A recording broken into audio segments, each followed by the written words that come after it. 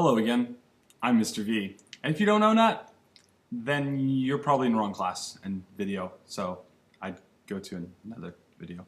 Hi, this video is on the distributive property, which I think is one of the craziest slash most original properties of all of them, because it really does, it's something that, believe it or not, it's taught officially in 5th grade.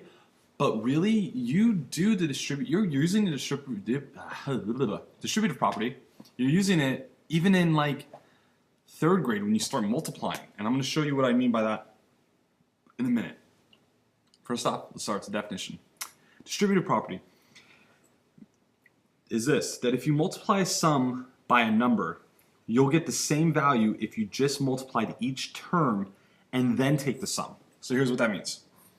If I add two numbers together and then times it by a number, I'll get an answer. I'll get the same number if I times each of those separate items first and then did that. Now let's actually look at the picture and think about this. What I'm saying is, if I add B and C first, because that's order of operations, I would add in the parentheses first. I would add these first and then times. It's actually the same if I just take both of these, A times B and C times A, and then add them together. That's actually going to give me the same answer. I know I used the word sum. I put the minus version also. Oh, I messed up the minus version. There should be a minus right there. The minus version is actually the same thing. It's just, I know some of you guys get confused with the minus and negatives, so I'm just going to use that one too. Color coding, I love color coding. So if you want to like underline stuff, and I'm going to be doing that in this video a lot. You'll see in a minute. Okay, let's go to example number 1. Example number 1 is this. Well, if I have the original question of 36 times 7, what is the answer? So let's think about how we would normally do it back, well, how we multiply usually. 6 times 7 is 42. I add some 0, or some of you actually know that, well, 30's in the tens place, so it's 30. Add a 0, and 3 times 7 is 21. Okay, so I'm getting these two numbers. I add them together. 2 plus 0 is 2. 4 plus 1 is 5. And that's 2. Bring it on down. And that's one way of getting the answer. And you guys are all really good at doing that. Got great faith in you. Now, let's think about how the distributive property would do this. Well, the distributive property says break the numbers apart, but do it in a smart way. So I know you guys have done this before, but if you want to really go at it, here's what it is. 36 can be broken apart. The ones place is 6, so I'm going to put 6 right here, plus, well, 3 is in the tens place. So really 36 is 6 plus 30. So those are definitely equal. So here's what we've done. Now we've got this 6, got 30, we've got 7. Okay? I am adding a balance line. And now I'm going to distribute. I'm going to take 6 times 7, okay, which is, real quick, here's 7, that's still blue, here's 6, plus 30 times 7.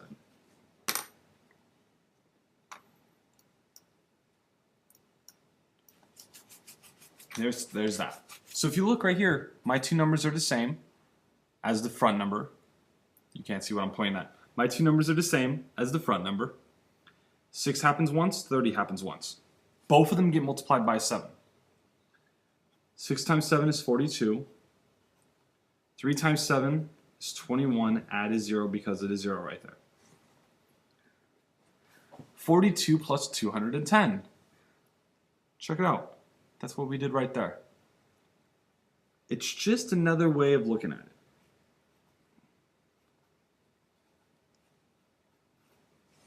Okay? So, that's that right there. Take a moment. Okay. crank it up a notch. I'm gonna go forward. I'm gonna go so far forward that you are gonna see this next year. I guarantee it. 28 times 54. All right, now you've seen me do my crazy multiply method a couple times. I'm gonna give you a reason why that works right now. Here we go. 8 times 4 is 32.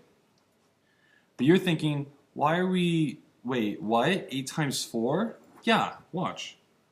I know. This is gonna blow your mind, watch.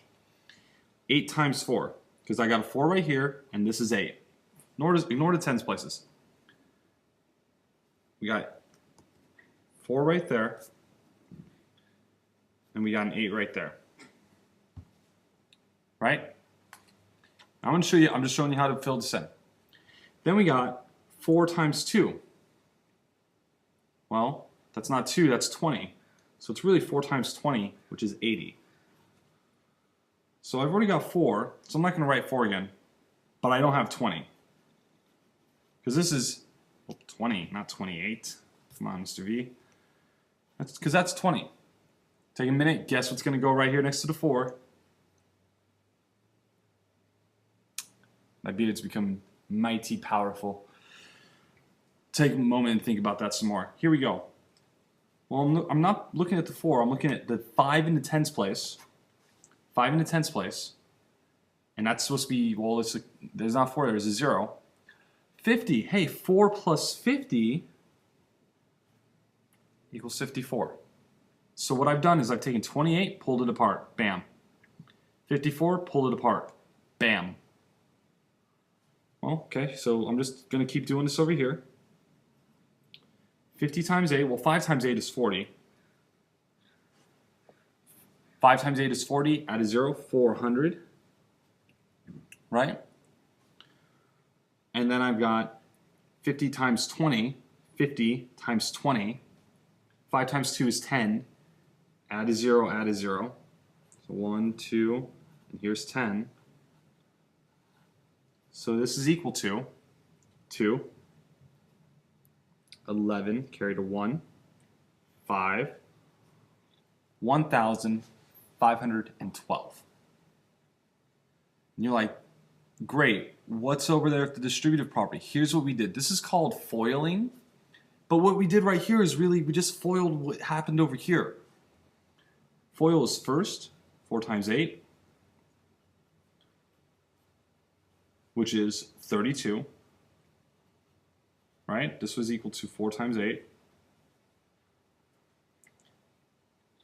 Outer, hey, that was 4 times 20. Hey, look, there's 4 times 20 right there. Right? Inner, 50 times 8. Oh, I forgot to put my 80 right here. So that is 400.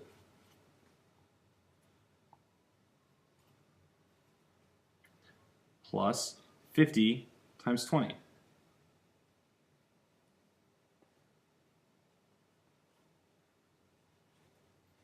So I've just done a really fancy method called foiling. You're going to use it a lot next year. But I thought it was really neat to maybe see it one time. There's only 1, 2. Let's see, 3 plus 8 is 11. Carry to 1.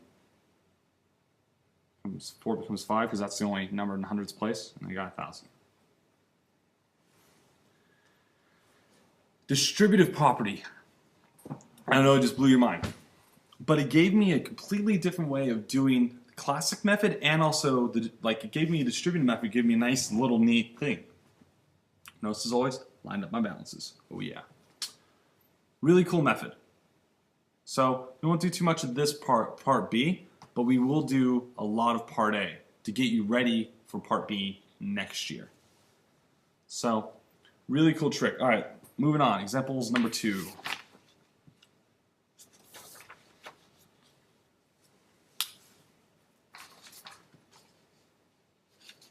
Oh, I already saw that one.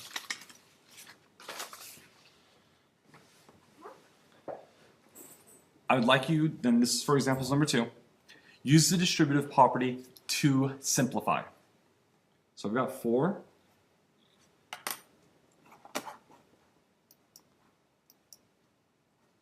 There's 30. There's 60.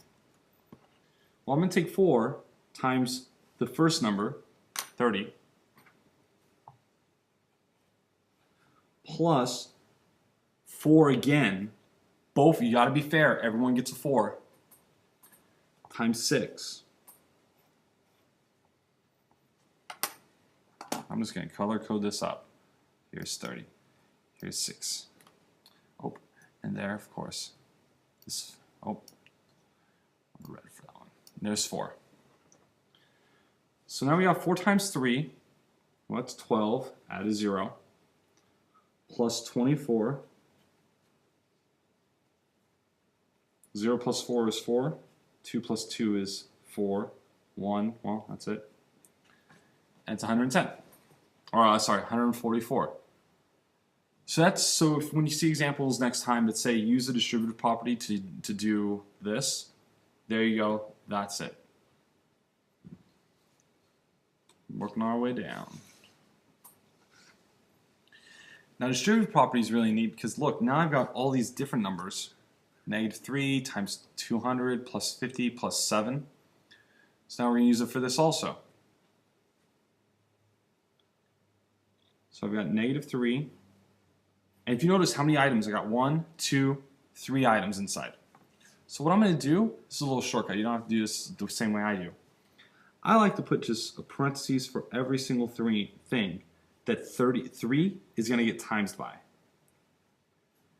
Because everyone's going to get a 3. Doesn't matter what number they are. Everyone's going to get a -3. Every single one. 200, 50, and 7. Everyone gets a -3. Here we go. By the way, you can predict the answer if I give this on a multiple choice test. These are all positive. This is a negative. You definitely know the answer should be negative. 3 times 2 is 600. And negative times a positive is a negative. 3 times 5, 15. Add a 0. Negative. 3 times 7 is negative 21. And they're all negative. Everyone's a negative. So I can combine like terms. 0 plus 0 is 0. 5 plus 0 is 5. 6 plus 1 is 7. Negative. Plus negative 21. And remember, if they're both negative, I just keep piling the negatives together. More negatives, more negatives, more negatives. 1 plus 0 is 1. 5 plus 2 is 7. And that's 7. Negative 777 is my answer. Now, all the examples up to so far have only had numbers. And yeah, they're pretty easy with just the numbers. When we start throwing exponents and variables into it, that's when it becomes tricky. So here we go. Last 2 examples have variables. 7 times the sum of x plus 9. So again, just like the numbers up here that I did for 3, I'm going to have 7 times 1 plus 7 times another. Whatever's in the parentheses doesn't, like, the number's not going to change. It's going to be these 2 numbers. So I can just put 7 in 2 parentheses, and here we go. X and 9. 7 times x is 7x.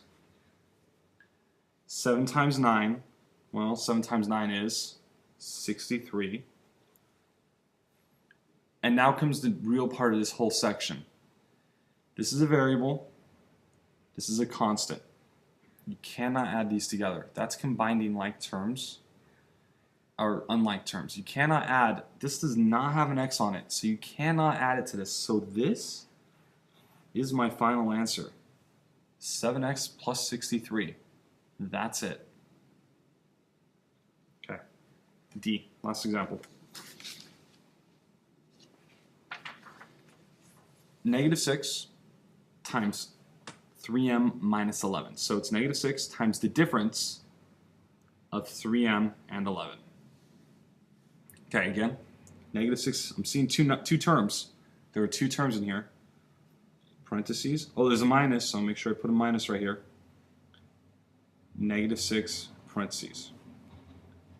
If you can predict the future, a negative and a negative, yeah, think about that. You know what's happening next. Got 3m in one. Not 3 doesn't go in one, and m in another. 3 and m both go in there because they are multiplying. They're not adding or subtracting.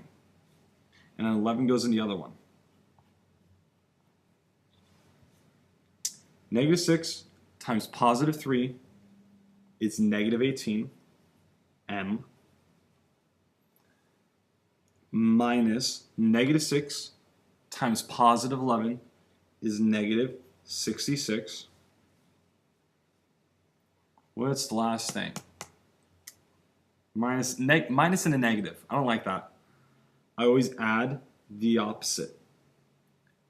Add the opposite. The minus turns into a plus, negative 66 turns into positive 66. So my final answer is negative 18m plus 66. And that is my final answer because 66 does not have an m attached to it. So we're done. And that's distributive property. This is actually something that's so huge that I probably ask a warm-up question once every week for the rest of the year on distributive property. You're going to have a standards test on distributive property because it is such a big concept.